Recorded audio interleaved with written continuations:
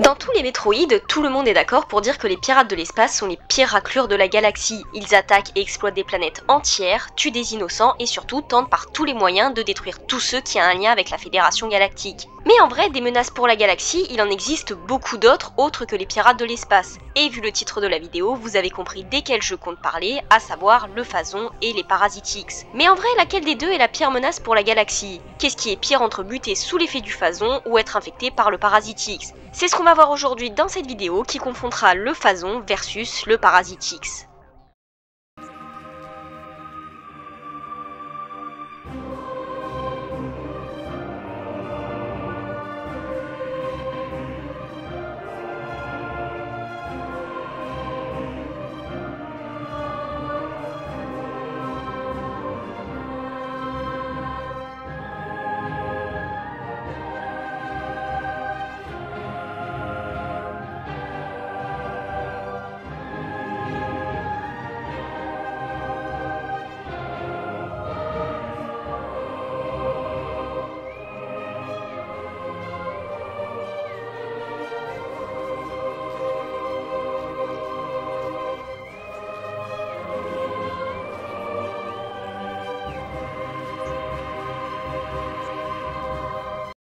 Dans une vidéo dédiée spécialement au Phazon, on avait déjà pu voir ce que c'était et son influence dans les jeux. Le Phazon est une substance originaire de la planète Phase et répandait sa radioactivité sur d'autres planètes grâce aux Léviathans, des sortes de météorites vivantes. Phase a été détruite à la fin de Metroid Corruption suite à la mort de Dark Samus et de l'unité Aurora qui contrôlait la planète. Les Parasitix, eux, sont des parasites originaires de la planète SR388 comme les Metroid.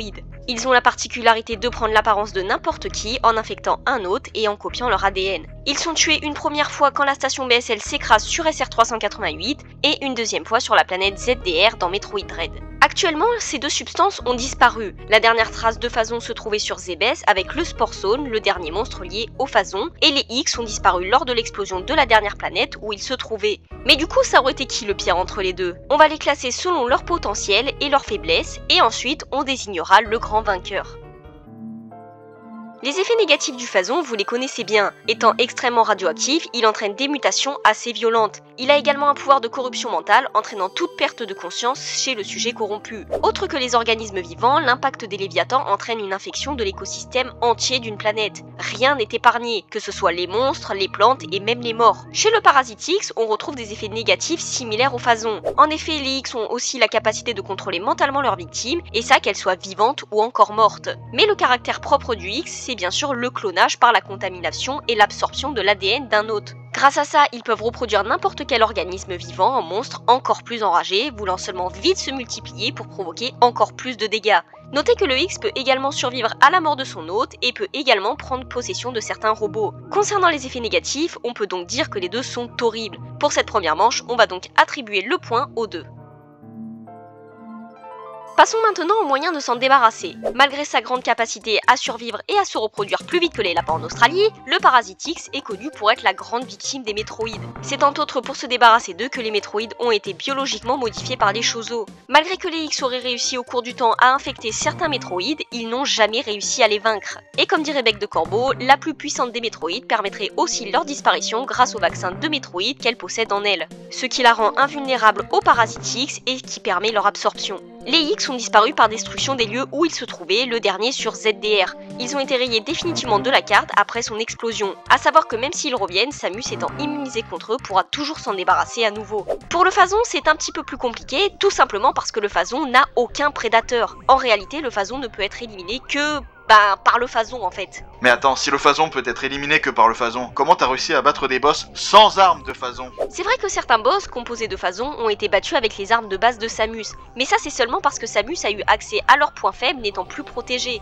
Ou tout simplement parce que le monstre n'était pas composé entièrement de Phazon. Dans les deux combats contre Dark Samus dans Metroid Prime Echo, les rayons utilisés dans le combat permettent seulement de l'affaiblir mais pas de la tuer. Oui, mais l'empereur Ring, il était aussi fait de phasons. Bon, il était avant tout sensible à la lumière, arrête de me saouler maintenant. Bref, en clair, si Samus n'avait pas été là, rien n'aurait empêché de la prolifération du phason sur les planètes. Mais la vraie solution pour s'en débarrasser définitivement est bien sûr de détruire la planète d'où il est originaire, à savoir Phase, qui je tiens à rappeler n'est pas non plus une planète méga easy à trouver, ni même facile à accoster. Seule la destruction de cette planète et de l'intelligence artificielle qui la contrôle supprimera définitivement la propagation du phason dans la galaxie. Le phason reste donc l'antagoniste le plus dur à éliminer et gagne cette manche.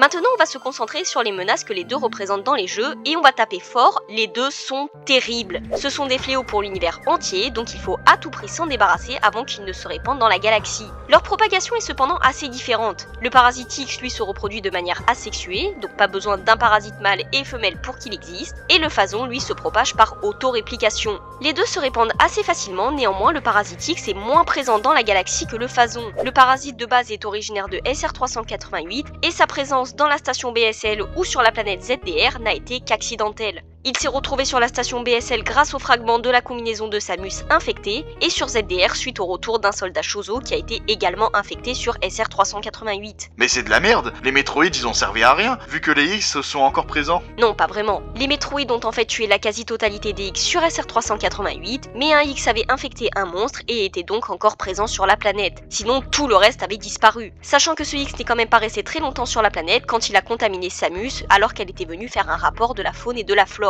Le parasite X serait donc incapable de voyager d'une zone à l'autre, ce qui n'est pas le cas du phason. Grâce au Léviathan venant de Phase, le phason peut se propager sur n'importe quelle planète. Il a contaminé Talon 4, Aether, Brio, la planète des pirates, Elysia, même un monstre présent sur Zebes. Sans oublier que le phason est responsable de la disparition de beaucoup de populations. Les Chozos sur Talon 4, les Reticulus sur Brio ou morts ou corrompus, et quand même d'une grande partie des Luminos sur Aether. Sans oublier que cette corruption s'applique également à Samus, car la combinaison DAP peut corrompre Samus à cause de l'hypermode. Selon moi, en termes de menaces, le phason gagne cette manche. Mais il y a quand même quelque chose qu'il ne faut pas oublier. Le parasite X a quand même failli tuer Samus. Alors oui, dans Metroid Corruption, on se prend à un game over quand on surcharge l'hypermode, mais Samus devient seulement une deuxième Dark Samus. Ici, le parasite X aurait pu la tuer, ne serait-ce que si elle avait percuté un astéroïde après avoir perdu connaissance. Enlever chirurgicalement les morceaux de sa combinaison s'avérèrent très insuffisant et difficile, et si la Fédération Galactique n'avait pas conservé des cellules de Metroid afin de fabriquer un vaccin, ça on aurait été sûrement fini d'elle. Rien que pour ça, je vais accorder le point aux deux, et le combat va se finir entre les pires menaces que les deux ont engendrées. Le phason est pour l'instant en tête, ou c'est lui qui gagne grâce à Dark Samus, ou le SAX remporte cette manche et il y a donc égalité. Déjà le point commun entre le SAX et Dark Samus, c'est que ce sont toutes les deux des clones de Samus. Et des clones pas franchement très gentils vu que les deux ont un objectif assez similaire qui est de semer le chaos et répandre la substance qui les compose. Dark Samus et le SAX ont toutes les deux été créés grâce à Samus et une deuxième forme. Dark Samus est né de la fusion entre la combinaison de Phason et le Metroid Prime, et le SAX d'un Parasite X et de la combinaison de Varia. Ça ce sont les points communs entre les deux, mais pourtant ils sont assez différents pour le reste. Déjà Dark Samus est unique, il n'y en a qu'une dans toute la galaxie et elle représente à elle seule une grande menace pour tout le monde, que ce soit chez les pirates, chez la Fédération Galactique, pour Samus, ou comme on a pu le voir précédemment pour les différents peuples des planètes corrompues. Elle a tué ou corrompu énormément d'ennemis pour avoir le contrôle de l'univers grâce au Phason. Mais Dark Samus reste quand même dépendante du Phason, contrairement au SAX qui n'a pas besoin d'absorber des tonnes et des tonnes de X pour survivre. Et contrairement à Dark Samus, 10 SAX sont présents sur la station BSL, tous plus puissants que Samus car ils possèdent ses capacités au maximum. Mais ces capacités restent identiques à Samus et possibles à repousser quand on a les armements nécessaires. Dark Samus elle possède bien des attaques similaires à Samus, mais elle possède également ses propres attaques, toutes surchargées de Phason. Une des plus iconiques bien sûr est celle où elle se dédouble. Surtout que Dark Samus est quand même beaucoup plus résistante que le SAX. Malgré 3 combats acharnés sur Aether, elle revient à la vie dans Metroid Corruption encore plus puissante qu'avant. Il y a beau avoir 10 SAX, déjà on les affronte pas tous, une fois que le SAX est mort, ben il est mort quoi. L'explosion du lieu où il se trouve ne lui donne aucune chance de résurrection. Sans oublier le fait que le SAX n'a pas que Samus comme ennemi. Les Metroid étant également présents sur la station BSL, ils s'attaquent aussi au SAX car les X restent quand même leur proie. Même quand le SAX a voulu attaquer le Metroid Omega, il s'est fait buter lamentablement d'un coup de griffe. Dark Samus elle a réussi sans aucune difficulté à infecter les 4 chasseurs de primes les plus balèzes de la Fédération Galaxie en 1v4. Dark Samus elle est capable de corrompre à volonté qui elle veut, même les Metroid, chose que le SAX ne pourrait pas faire. Il pourrait seulement infecter un nouvel hôte une fois son X à découvert, mais vu qu'il se fera absorber par Samus, il ne représentera plus une menace. Dark Samus est donc nettement plus fort que le SAX. D'ailleurs, en théorie, Dark Samus serait peut-être même immunisée contre les X. Sachant qu'elle est née aussi grâce à un Metroid, elle ne serait donc pas vulnérable aux parasites X. Dark Samus remporte donc cette manche. Le Phazon remporte donc la victoire. C'est donc lui la pire menace pour la galaxie avec la pire antagoniste qui le compose. Les parasites X auront eu quand même l'occasion de foutre quand même beaucoup de bordel. Les deux sont comme des épidémies qu'il faut endiguer à tout prix et tous les moyens sont bons pour y arriver. Que ce soit en perdant 37% d'une flotte militaire ou en voulant cloner à nouveau des métroïdes de manière un peu brutale. Chronologiquement, les deux ont été définitivement rayés de l'univers, mais l'univers de Metroid restant très vaste, qui sait quelle menace encore plus grande attend Samus.